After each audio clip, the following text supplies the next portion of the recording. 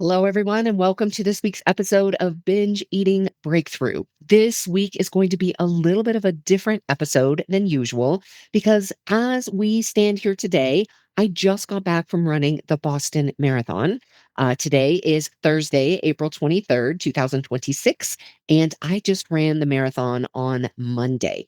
Now, instead of me just talking to you for a while about the marathon, I thought it would be fun to invite somebody who knows a little something about the marathon to come and ask some questions and kind of interview style to make this a little more interesting for those of you who are listening. So, Shelby Tutty is here with us today. Shelby is a perimenopause educator and coach, and she actually has been on this podcast several times. I will put a link into the show notes.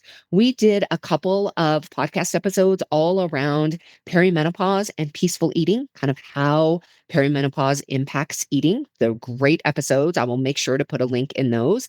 And Shelby did a similar episode like this when I went to New Zealand last year. So I thought it would be fun to bring her back so we could have this conversation about the Boston Marathon. So without further ado, Shelby, welcome back to the podcast.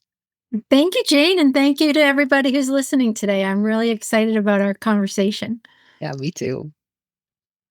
So I'm just going to turn it over to you. Whatever Oh, you, good, good, yeah, good, it's good. all you. Okay. Yes. So, for those who don't know me, I grew up in Massachusetts. I spent 36 years living in Massachusetts, and the town that I grew up in was very close to the start of the Boston Marathon, which is in Hopkinton, Massachusetts. So, the interesting thing about the Boston Marathon is that these runners are not running all through Boston. They're actually running through 8 different towns, starting in the town of Hopkinton, which is about 26.2 Okay. miles away from Boston. And I grew up in the town next door. So every year, come Patriots Day, which is the day that the runners run the Boston Marathon, which is a very symbolic day in Massachusetts because it was the start of the American Revolution. When that would happen growing up, there were crowds, big, big, big crowds. And if you are familiar with Massachusetts roads, you know that they are narrow. They are called paved cow paths because they are so narrow. They're windy, they're twisty, and there's always just one way into a town and one way out. It's a very tight structure for the navigation in Massachusetts. So I spent every Patriots Day at home because my mother did not want to drive and deal with crowds and road closures. So we would clean out our closets. So I always associate Boston Marathon with cleaning out the closets. Nice. So that kind of sets it up a little bit for you. It runs through multiple towns of Hopkinton and Ashland, Framingham, Natick, Wellesley, Newton with the infamous Heartbreak Hills, which we'll talk about, Brookline, and then finally Boston. So let me ask you, Jane, when you were running through the area, were you aware that you were running through different towns? Could you tell going from one town to the next that it was changing? Well, yes, because I actually did a course tour. So I traveled to the Boston Marathon with some friends, Derek and Carissa, who really were integral in me getting to the race in the first place. This was Carissa's 10th Boston Marathon and Derek's 8th. It was also her 30th marathon overall. And she really, I had a dream to qualify for to run in the Boston Marathon a long, long time ago, but I really thought that it wouldn't be possible for me. And then I remember talking to Chris about it. She was talking about going back and how much she loved it and how it was so incredible. And I got to thinking, like, maybe this could be possible. And that really kind of started my journey. Well, it was so amazing having them there because they had done it so many times. And one of the things that they suggested was that we do a course tour. So they have both on Saturday and Sunday before the race, you can go out on a bus. They take you on a bus just on the freeway, straight shot to Hopkinton. Then you get out, you can walk around, you got to see the start line, the start area. the infamous sign that says it all starts here. And then you got back in the bus. This is, a map picture, just a huge tour bus. Got back in the bus and we literally drove the 26.2 miles back to Boston. And the thing that was so amazing about it was that we had the best seats in the house. The two seats behind the driver of the bus. So literally, I could see pretty much what the driver could see. I mean, full view straight ahead of the course. And what's really neat about it is that on the road, now I didn't see this when I was running, but I could see it very clearly while we were driving on the bus tour. On the road, all along the road, at every kilometer and every mile there is painted on the road. There's a unicorn, which is kind of the mascot for the race, and then the number of kilometers or miles that you are on the course. So that was great as we were driving along. It's like, okay, here's 1 mile. Here's, the 5K mark. Here's the 10K mark. Here's the halfway mark. So we got to see that. The other thing that we got to see so clearly on the bus tour were the signs. So at each town, there is a sign over to the left that says entering whatever town, Yep. Ashland, Framingham, Natick. And I did not see any of those signs while I was running the race, but I saw them while we were driving, doing the bus tour. And Derek and Chris were sitting behind us, and they were like, "There's, see the sign? Here we are. Now we're entering this town."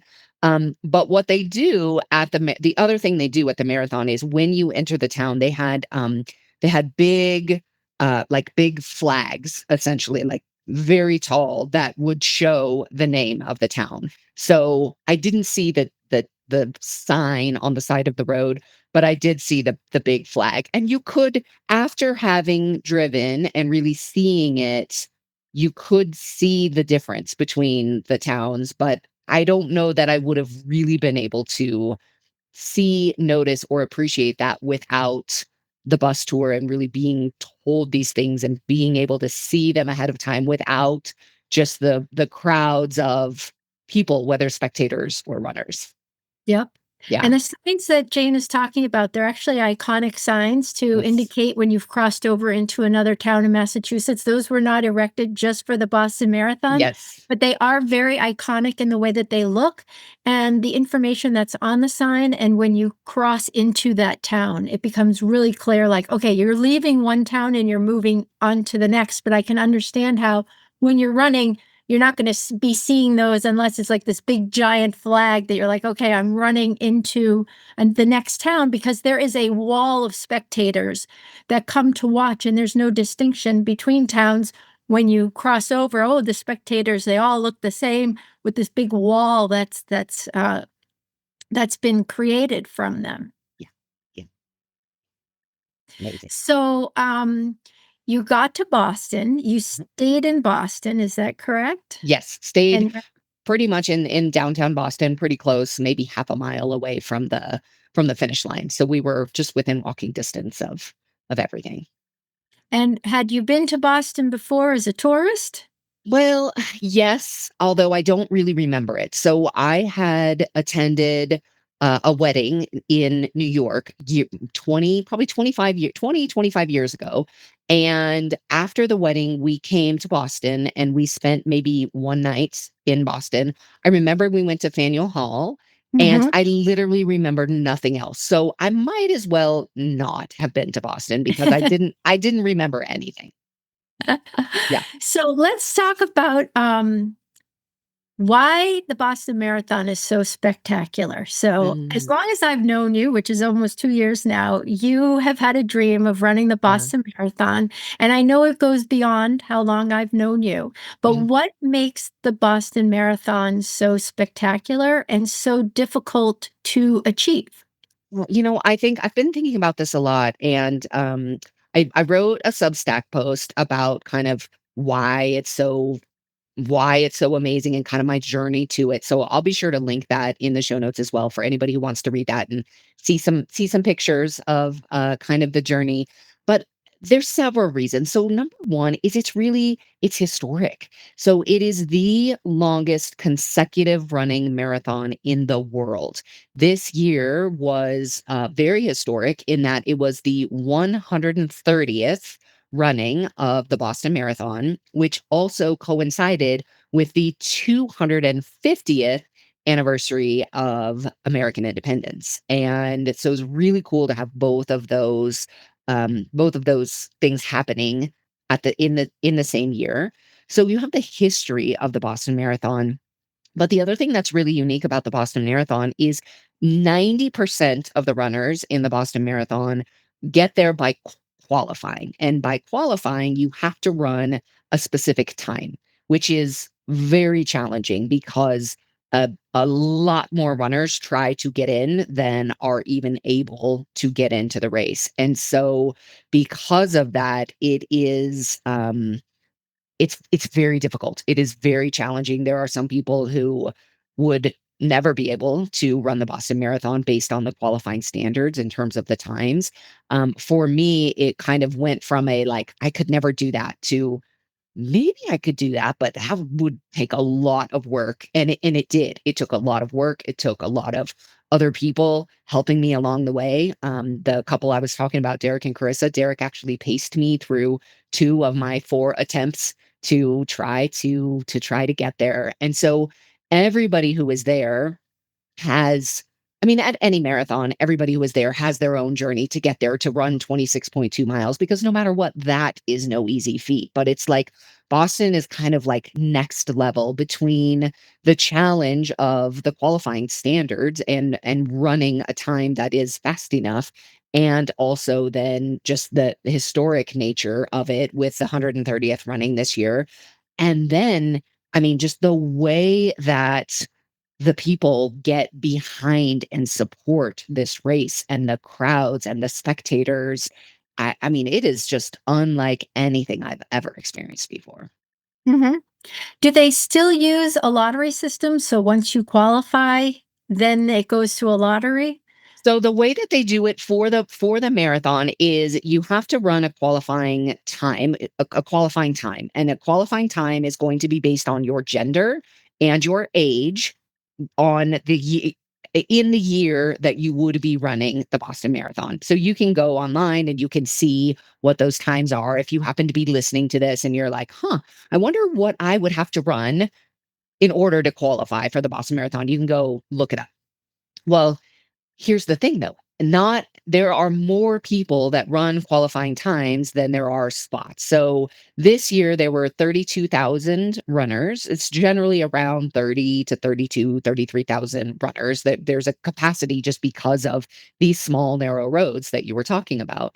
So they're essentially what they do is if you have run a qualifying time within a year, you basically then are eligible to register for the race. So you register for the race, and then what they do is they go through and they do a whole slew of calculations to say, okay, we have 32,000 slots.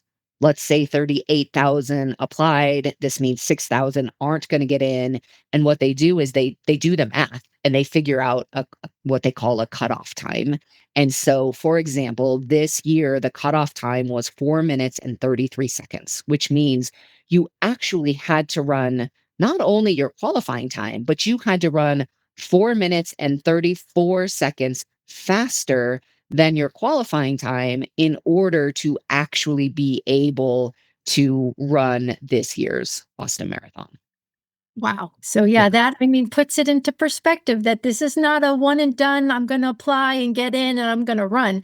They're that's right. very selective about the criteria of the runners and just because you've done really well on other marathons and triathlons doesn't necessarily mean that you'll be accepted into the Boston Marathon. It is really elite as far as the runners that it attracts and the expectations that's set from it. The other Um thing that's really cool is that speaking of elite, so you also have a huge elite field. I mean, this is one of the major marathons. This is a marathon that really any runner, any of the elite runners have this in their sights of wanting to do well at Boston, whether it is top American or whatever it is. I mean, it is such an iconic race. So what happens then is that the elite field, both in men's, women's, the para athlete division, just brings the cream of the crop of runners from all over the world, which is also really cool. Mhm. And I also saw a diagram which was really interesting about, okay, here's the Boston Marathon as far as elevation changes, and Mhm. here are other marathons, the London Marathon, the Chicago Marathon, where I live now. I mean, Chicago is flat, and what they call hills here, I laugh because they are not hills. Growing up in Yes. Massachusetts, I know what a hill is, I know what a mountain is. And Yes. the elevation changes within the Boston Marathon, you've got ups and downs. And then right around the 20-mile mark, when you're really pooping out, that's when you get hit with Heartbreak Hill. So tell me about your experience with Heartbreak Hill, which is actually a series of four hills that progressively get harder and harder in the Mhm. Newton area, which Yep. again is about 20 miles into your race. What was that like for you? Yeah. So, what's really interesting and unique about the Boston Marathon and the course is it's actually a net downhill. So, overall, you run more downhill than uphill or flat, but it's the location of the hills that make it so hard. So, as you were describing, the main hills in the race are between like 17 and 21. The Heartbreak Hill ends right around kind of 2021 ish.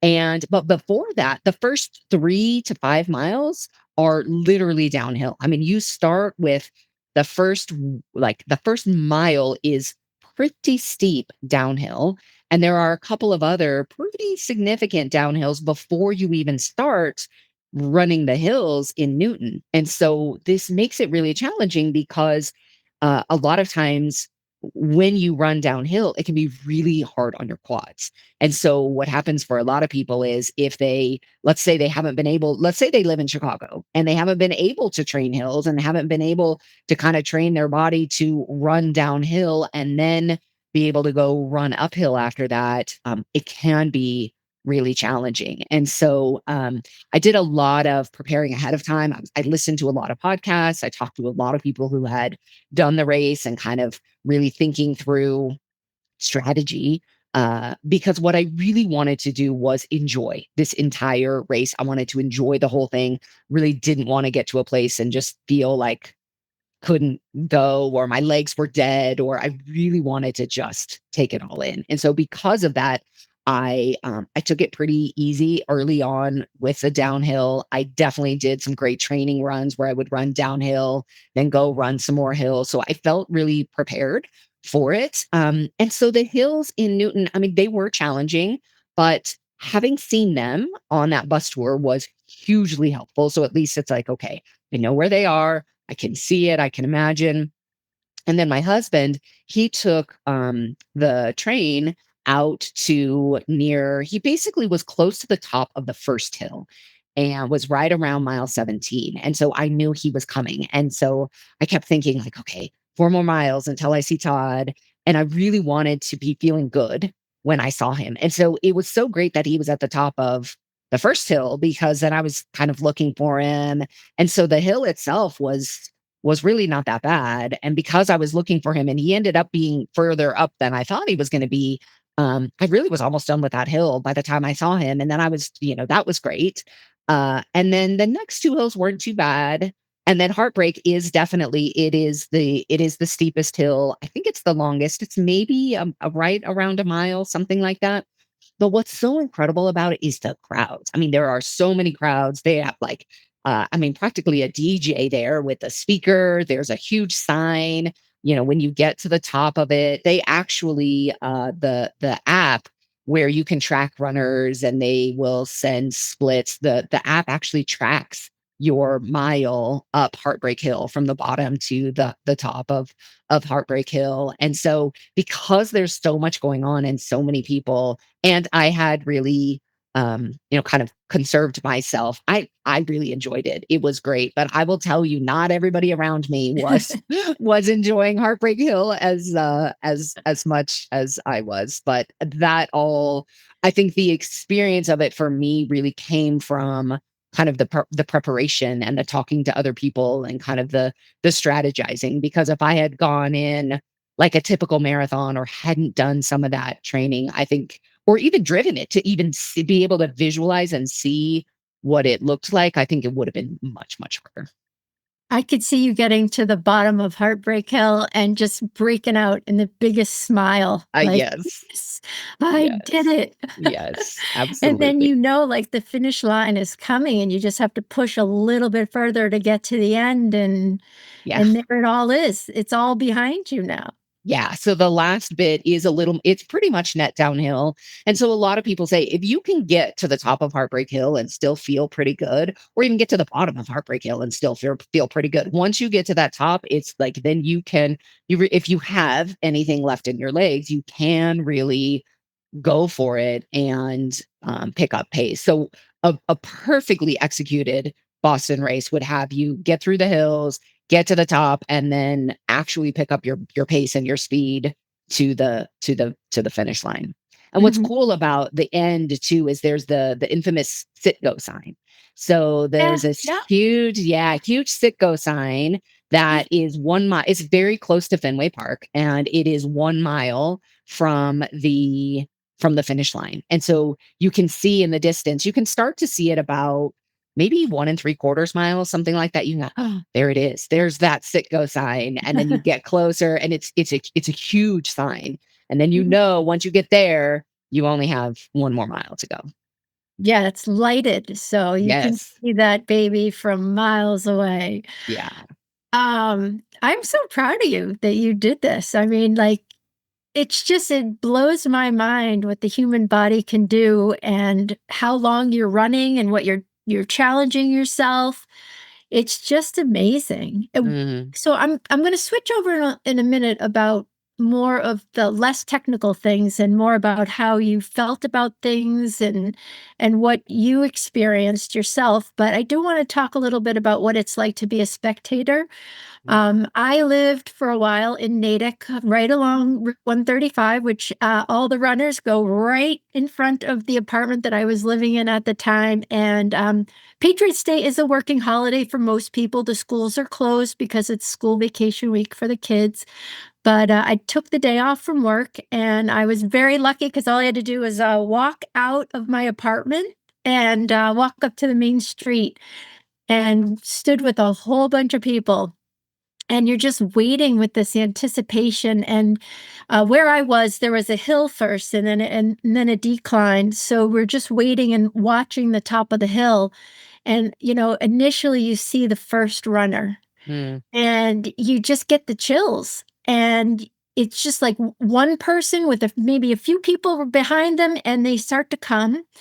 And those are usually the elite runners from Kenya and Ethiopia, and they come through, and then it's quiet again. mm, And then all of a sudden, it's like you hear rumbling in the distance, and you see the first crest of all of the runners come, and they're in a pack. They're pretty close together because, again, this is 30,000 people, and in a very narrow, narrow road, and they come over, and it's just nonstop. And there are people that are dressed in costume.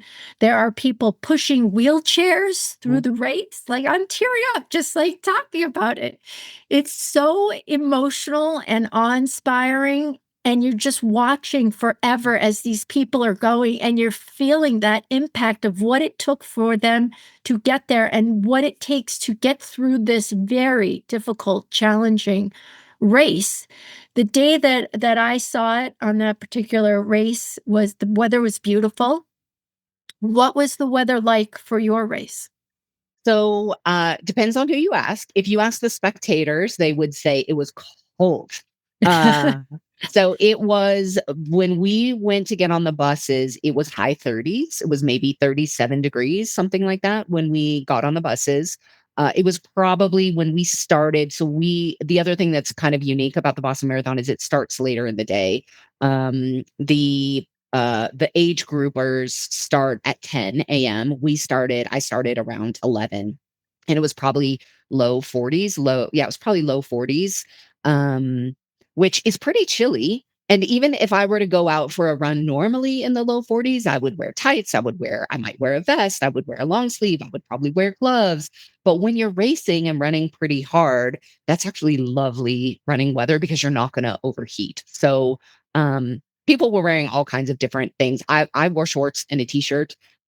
We actually also this year we had a tailwind, which is very unusual. And because this is a point-to-point race, I mean, if there is wind, which there usually is, it is going to be in one direction for you the entire time. And we actually had a tailwind this year, which is pretty unusual from what I understand. So ideal running weather, but quite chilly for the crowds and the spectators. And it was definitely cold when we were before we started. Mhm. So, as somebody who's tracked the Boston Marathon races over the years, I've seen everything from pouring rain Mhm. to, I mean, I don't know what the highest was, but 60, 70 degrees on some days for these runners. I mean, this adds another level to the challenge of the race already. So, when I checked the weather for the Boston Marathon, I was like, oh, good, this is going to be a good day for people. It really was perfect running weather. And interestingly, it was pretty cold. I mean, it was cold the whole time we were there, but the day before it rained almost all day. The one thing I was really bummed about with the trip is we were going to go to see the Red Sox on Sunday, Uh huh. and the game ended up they delayed it because of the rain. They delayed it to like 4:30 p.m. We were going to go at 1:30. They delayed it to 4:30, and then it didn't work in terms of timing for dinner and getting ready for the race. And it ended up raining that night anyway. So we did not get to go to Fenway Park and see the Red Sox. But we were saying when we were standing around waiting for the bus on Monday morning, we were so glad that the sun was shining and it wasn't windy, it wasn't raining. And so that was very, very fortunate. Yeah, and in Massachusetts, I mean, it could have snowed too. I'm That's sure right. there have been Yes. race days where it has snowed. Yes. Yes. Massachusetts is known for all of their big Yeah. snowstorms. Yeah. Yeah. So let's switch gears, and I just, want to talk to you little bit about meeting goals and what that feels like to have met this huge goal Mm. that you have had for such a long time. It's so fascinating because this is where I think we have to be so aware of our brains because I watched my brain, right? It's like my goal was to qualify for the Boston Marathon, to qualify and run, not just run a qualifying time, but actually run in the Boston Marathon. So this was my goal for years and years and years, 4 attempts. I finally get there. And what I noticed was leading up to the race, I've been dealing with an injury for several months now. And I knew I was going to be able to run the race. I didn't know how I was going to feel. I didn't know if my injury would, impact me. I didn't know if I was going to have to walk. My training was impacted. It wasn't the ideal training leading up to it, but I knew I could cover the 26 miles. But I watched my brain kind of almost like change goals on me. It's like it went from, well, I like to call this like, yeah, but it's like, well, yeah, okay, I'm running, but I don't know. I'm not going to be able to run as fast. What about my leg? It might hurt. It's not what I want it to be. So it was really interesting I had to, I didn't have to, but I watched. I'm so used to uh, watching what I'm thinking and how it's creating my experience. And I was so aware leading into the race of the where I was kind of focusing on what I didn't want, what I was worried about, kind of changing this goal where before it was, I just want to run. I just want to go. I just want to experience it to like, well, I actually want it to be this, or I want to run this time, or I want to just be able to run.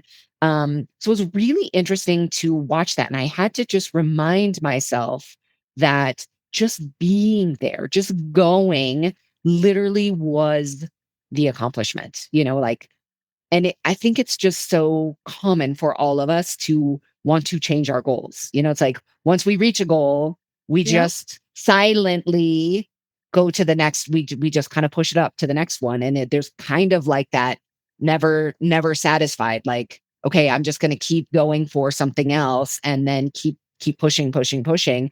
And I really had to remind myself, like, no, this is it. Like, this is the goal. You are living it right now, and I was watching myself beforehand, some of the things and the places where my brain was wanting to go, I'm like, this is not going to create the experience that I want in Boston. So I really had to just remind myself of why I was going, what I had accomplished, how proud I was, and then really decide this is what I want to experience while I'm there. I just want to be grateful. I want to have so much fun. I want to soak it all up. I just really want to be in the moment and not focusing on what is my pace, what is my time, what is my whatever, which my brain can tend to want to focus on is more of kind of like the numbers than the actual experience or the feeling. So that was really interesting to watch going in, but I'm so glad that I had that experience because it made me very intentional about here's what I want to create while I'm there. Here's how I want to think about things. Here's how I want to show up, how I want to run this race and to experience it all. And I feel like that setting that intention really did allow me to completely create that, which was incredible. I love that you went through a very human thought process Yeah. and were aware enough to recognize that that was not going to be helpful to you and reframed it back to your original purpose, which was to be there, to experience it, to have fun. Because we can get pulled into those. It happened to me today, actually, where I Mhm. got pulled into other goals because I felt pressure. And I'm like, wait a second, that's not what I set out to do. Don't get caught up into the success of it, redefining the success of it because of pressure. And that just brings up, your skills as a coach and your skills as a friend and mentor, and how those thoughts are going to happen. But Yes. it's what you do with them that really make a difference. And, as somebody that I say, you walk the talk, you Yeah. do what you teach. And that is a beautiful example of that as you've gone through this experience. Yeah. Yeah. And I mean, it's just Mm. so incredible to be able to fulfill your dream and stick to the goal that you had in mind. And it's not easy. I mean, this is just a one example of how you do that in your life. Yeah. And I do think, I mean, it literally is, it's the practice, it's the awareness of when the thoughts that are running through your head are helping you and are getting you towards where you want to go. And when they're like, oh, if we keep riding this train, this may not exactly take me to the destination that I'm looking for. But then when you can see, oh, here's the train of thoughts that I'm writing, when you can see it and not make yourself wrong, because as you said, we're human. We are all going to have all of the thoughts all of the time. And so it's not the existence of them that's the problem. It's just what do you do when you notice that they're there? Do so many of us either don't even notice and we're just on the train and we don't Yep. even realize until we get off and all of a sudden we're like, well, how did I get here? But the other thing that sometimes we do is we are on that train of thoughts that are going to take us the wrong direction, and then we make ourselves wrong for being on the train. Ugh, here I go again. I can't believe I did that. I know better. I should, I shouldn't be doing this. And then that just comes with its whole other it's like a whole little sidecar train that takes us down the road too. So I think when we can be aware, see where it's happening and make that pivot, make that adjustment, that reframe to then just like, okay, well, now we're going to just get off that train and get on this one. And this one will take me towards where I want to go. I mean, it can be that simple, but we have to be just aware and willing to just know that we're all human and we all have crazy thoughts that come through our heads all the time. Yep. Yeah. So there's a Massachusetts saying, "The dumbest person at Harvard is still at Harvard." Yes. And, that how that like, okay, you're already there. Like, Yes. it doesn't Yes. matter where you fit in, you're there. Yes, yes, and it's so easy. I mean, it would be so easy to compare to all of the other runners that are there. And I mean, this certainly is something that I've worked through so many times at triathlon. Is you get somewhere and you start comparing yourself, and you're only comparing yourself to the people who you think are better or whatever, than you, and not even noticing all of the other people that are there. And I will say I really didn't do that this time. I was just like so in awe. I love seeing all of the people. I mean, all ages, all from all over the world, so many different languages, people wearing. So you get well, you can purchase a jacket. There is a unique jacket, unique colors for every year of the Boston Marathon. And what was really neat at the expo, they had a big wall and they showed a picture of every year. I don't know what year they started doing the jackets. It's been at least, I know I saw a jacket from 2000. So it's been at least 26 years now, uh, where they had pictures of the jacket and the year. And it was so fun to see people are wearing jackets from previous years. And so you can kind of see who's been there. And then this year's jacket was similar to this shirt, very traditional blue and yellow colors for the traditional for the 130th anniversary. But the jackets have been all different colors over all of the years. And so that was really fun to see too. Just people walking around knowing just like, wow. The other thing that was amazing, and there's so many different stories to tell, but So many. the other thing that was amazing was they have what's called the Quarter Century Club. And these are runners who have run at least 25 consecutive Boston marathons. And they were wearing a bib on the back of their shirt. They went in the second wave and I was in the fourth wave. So I passed several of these people. And some of them, as you can imagine, are getting up there in years because they have been running so many. And it showed, this is my whatever Boston Marathon. And I think the longest one I saw was 46th, my 46th Boston Marathon. There was a woman who she was wearing the Quarter Century Club bib, and she had written on the back of her jersey, I am 84 years young. Oh, Was like, wow. wow, so incredible. And then another one that was just so incredible said, I quit chemo to run this race. Wow.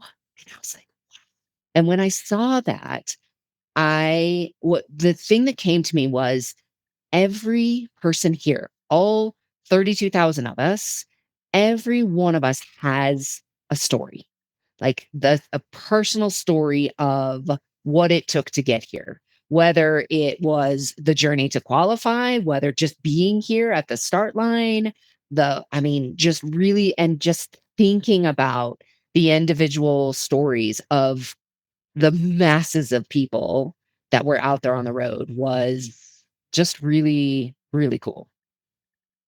So you had mentioned stories, and I wanted to ask you. So the other thing about Boston Marathon is that it's known for its grit and grace, and Mm. its helpfulness of other runners. Particularly this year, we had a man collapse right before the finish line, and two runners came up behind him, scooped him up, and helped him over the finish line. Do you have any personal stories you want to share of things that you saw or experienced yourself while you were running? Hmm. Nothing specific. I mean, there were a lot of people running together. And so whether they knew each other, certainly the para athletes that have a support person with them, I think I was very aware of a lot of that. But I don't have any specific stories. I did see a couple of people who were on the ground who had fallen, and other people it was kind of one of those where they were already down and other people were already around helping. So I don't have a specific story about that. Maybe the support from the crowd? I mean, Oh my the gosh. screaming, like, we're just constantly screaming as The observers to all of this, the crowd was cheering people on. the crowd was unbelievable. So two of the places where you run through college campuses. One is around halfway. You run through Wellesley College, which is an all Oh, female college, and there is kind of lore of being able to stop and get a kiss from a Wellesley girl.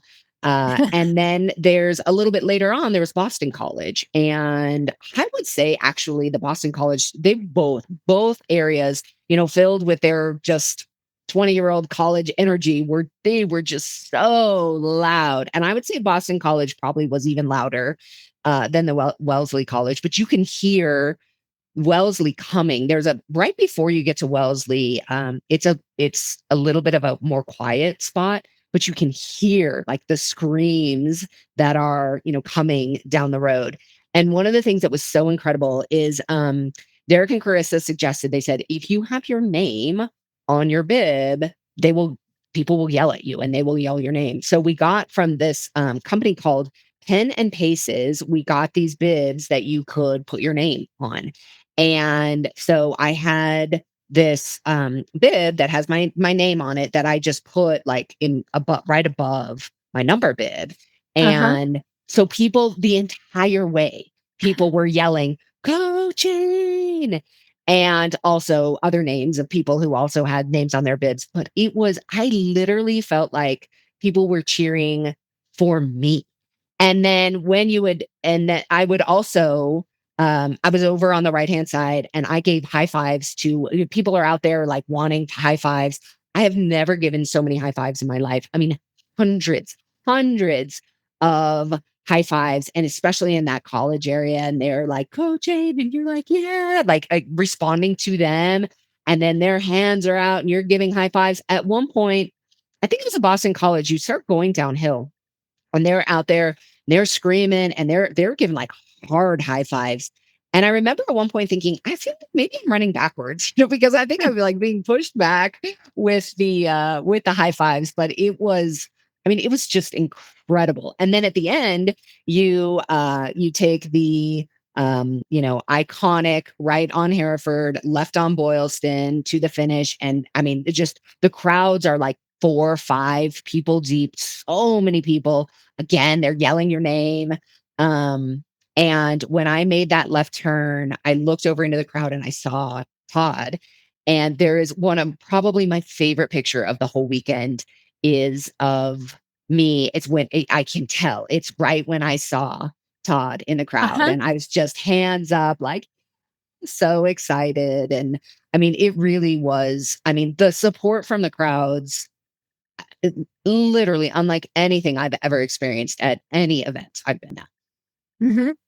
Yeah. Did you I heard the Clintons were there. Did you see the I Clintons? did not. I heard about this after the race, but I did not see them. I did see Meb Keflezighi. There were 2 women who finished pretty much right in front of me. They were wearing they had these little sparkly little unicorn headbands and little sparkly tutus on, and they finished right in front of me. And they I don't know if they were fundraising for him or they knew him somehow, but he actually was putting their medals around their necks, so I got to see him, so that was Oh, that's cool. yeah. And then, the astronaut Suni Williams was there too. She was Oh, I did not know that. because she is known for running a marathon in space, as the first person to run a marathon in space. Amazing, Yeah, amazing. so there it's just like you said, an incredible story for Yeah, every single person running, including yourself. I mean, what it took for you to get there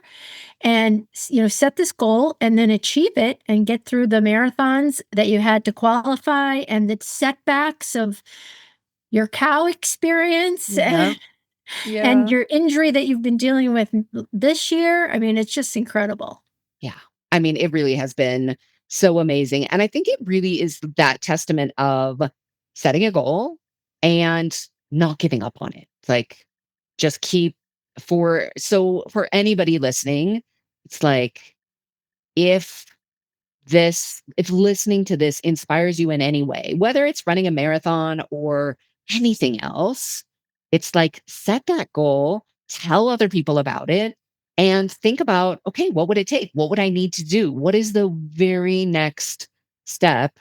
And just don't give up. And it probably will take longer than you think, and it will take a lot of help and support from other people, and let it take how long it needs to take. Let yourself be helped, let yourself be supported, let yourself just learn and grow through it all.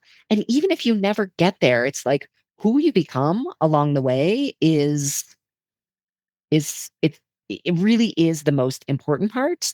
But then if you do get there, then it's like the experience. And I think the experience is only amazing if you allow it to be amazing and you allow yourself to enjoy it and to soak it all up. And I truly think, if I had, let's say I had qualified that when I first tried 8 years ago and gone to the race, I don't think I would have had the same experience, because I would not have had the skills that I do now in terms of that awareness of myself wanting to kind of change the goal or put that new pressure on myself or want something else, and not truly be able to just enjoy it and soak it all up and really just give myself permission to just savor it all. I don't think I would have been able to do that years ago. And so for that, I'm so grateful for the length and the journey and everything else,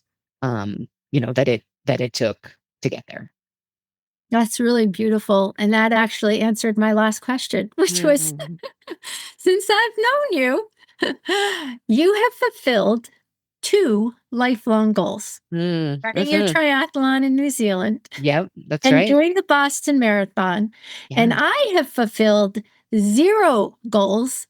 I feel like a slob next to you. So my question was gonna be, I mean, how do you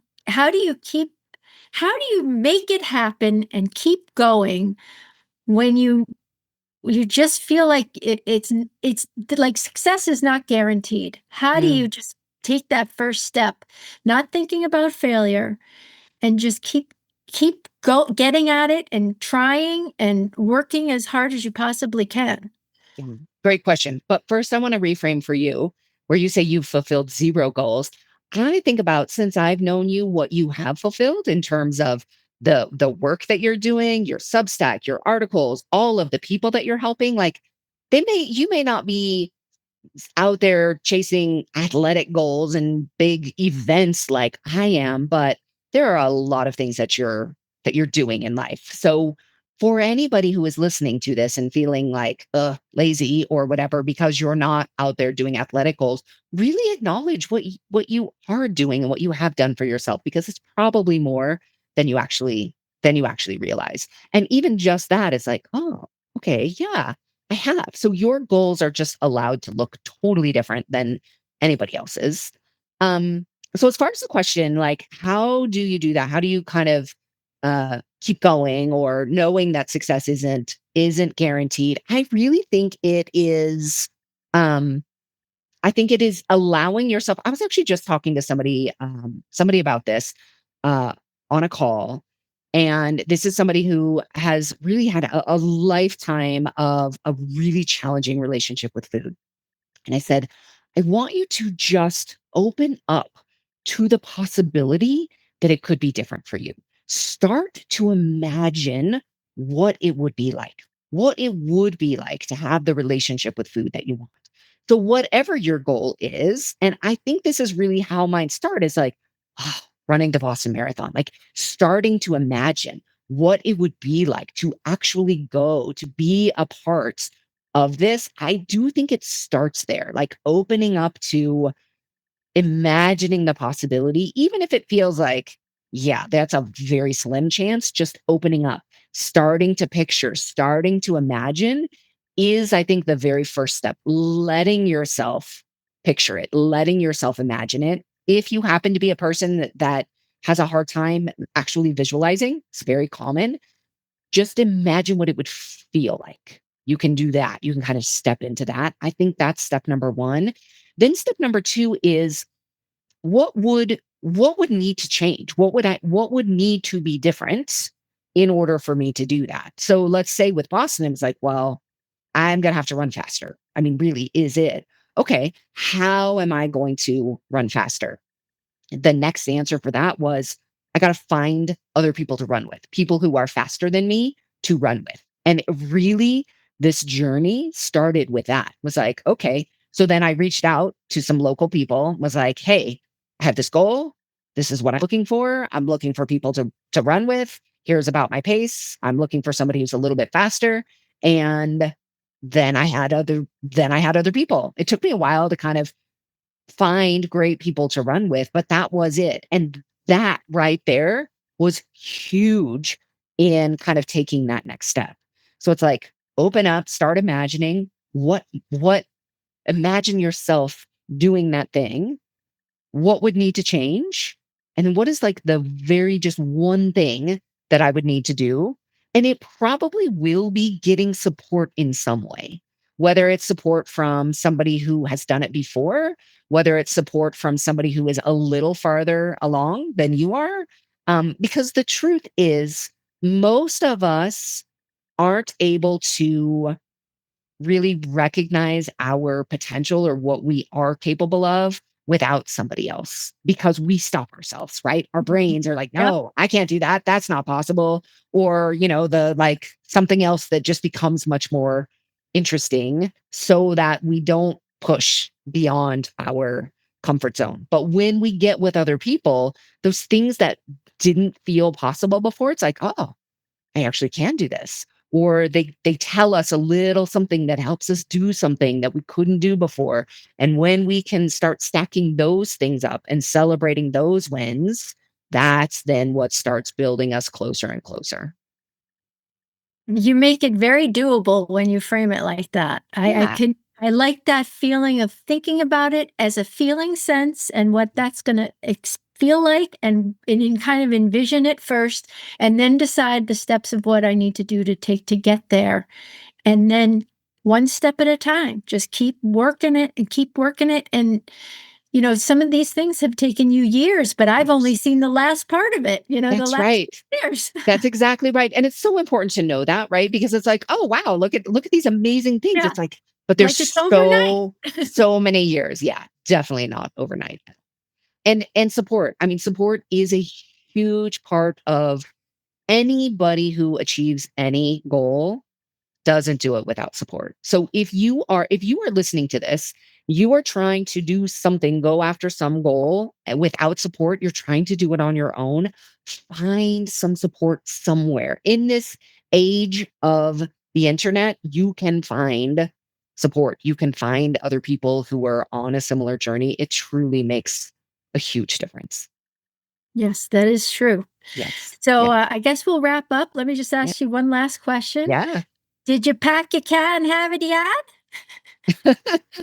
I don't even know what Which you're talking which about. for those who don't know, that is Boston for did you park your car in Harvard Yard, which Nice. is a very funny saying, which lets you really flex on the Boston accent. Love it. If you've ever watched the movie The Town with Ben Affleck, you can really hear the Boston accent in there. Yes. Not everybody has the Boston accent. In the area that I lived, which was, in that Hopkinton area, it didn't travel as far. But when you're right in downtown Boston, you grew up in the North End, you definitely had a Boston accent going on. But that That's is the famous, did you park your car in Harvard Yard? Just so you can have some fun with the language. so good. Tell us again with the accent. Yeah. Did you pack your cat and have it yet? Nice. Excellent. I for sure could tell people who had the Boston accent. You can hear it for sure. So yeah, so good. Yeah, I just a lot of funny sayings in Boston. Bang a Yui. You got your Dunkin', which is Dunkin' Donuts. yes. You have Packies, which are package stores. There's just a lot of living color in Boston. It's its own little unique community. We did remark with the Dunkin' Donuts, there were so many Dunkin' Donuts that we saw that we turned, the traditional slug bug game where if you see a Volkswagen, a VW Bug, you hit somebody on the shoulder. We turned that into Dunkin'. So we would see a Dunkin' and then we would hit somebody in the shoulder. Oh, So that's great. I yeah, love that. That's yeah. wicked awesome. So fun. The people of Boston were just amazing. It was so incredible the way they really just rallied around the event, the racers. I mean, we would walking around before the race, they would ask, "Are you racing?" After the race, they're just, really giving you congratulations. I've never been to a city for an event and had the locals just so open and welcoming and just really happy to have you here and to celebrate your journey to get there. It was truly Mhm. And maybe it won't be a once in a lifetime thing. It'll be a multiple lifetime thing. possibly never say never. I do feel like, oh my gosh, I had such perfect weather that maybe one and done is okay. But it also was such an incredible experience. I would not at all be surprised if I didn't want to go back and experience it again, especially maybe with somebody else on their journey, something like that. I could for sure see that in the future, but not next year. Yeah. Yes. So Well, wonderful. congratulations, Jane. I am thrilled and tickled that you have done this because you've been talking about it since I've known you, and the day has finally come. I was cheering you on from here, and I was just so excited to talk to you today. Thank you so much, Shelby. I really appreciate you doing this, and it's so fun to have your own stories of your history, your perspective, your being at home cleaning your closet, and Yes. also being out there in Natick cheering along. So the spectators for sure create the experience, along with just the uniqueness of Boston and those hills and those roads and everything else. So I couldn't imagine anybody better to have this conversation with. So Thank you. I hope this was helpful for anyone listening, and that you really do decide what goal are you going after. Open up, let yourself really imagine what it will feel like. And then what is the very one thing that needs to be different, one thing that I can do, and is there support that I can get along the way? And just let it take as long as it takes while you just keep taking steps forward. So, all right, that's what I have for you. I'll see you all next week. If you like what you're hearing on the podcast, you will love my new book, The Binge Eating Breakthrough: Why Food Isn't the Problem and What Really Is. Discover why willpower isn't the answer, why restricting certain foods often backfires, and why understanding your brain and body is the key to lasting change. Learn to shift from shame and self-blame to curiosity and compassion. Get it today at janepilger.com/book.